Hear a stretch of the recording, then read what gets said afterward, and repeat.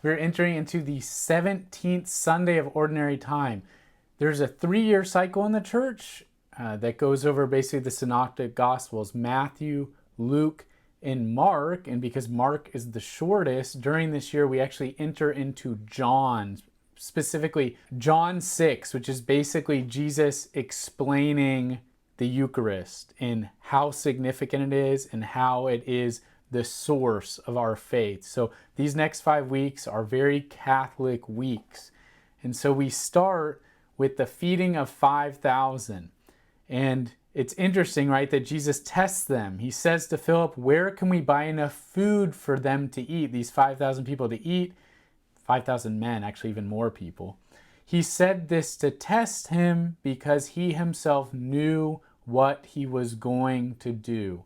I think sometimes we get our faith backwards and we think that we need to figure it out. We need to buy a bunch of things or organize a bunch of things so that we can be holy. And it's actually quite the opposite. In this miracle, what's so beautiful is they don't bring even close to enough. And that is what we're trying to replicate in the Holy Mass. During the Mass, all that we bring during the offertory is that bread and that wine.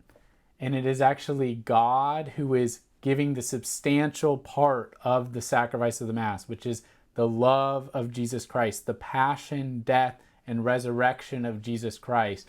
And it is God that turns that bread and that wine into the body, blood, soul, and divinity of Jesus Christ. So it's okay that we're just bringing 5 loaves and 2 fish. It's okay that we're bringing very little to the Mass because it's the power of God at the Eucharistic prayer in the consecration that is doing the work of the Mass. It is simply our humility, our lowliness that we present. We're looking forward to going through these next 5 weeks of John chapter 6, such critical scripture with you here at St. Faustina. Happy 17th Sunday of Ordinary Time.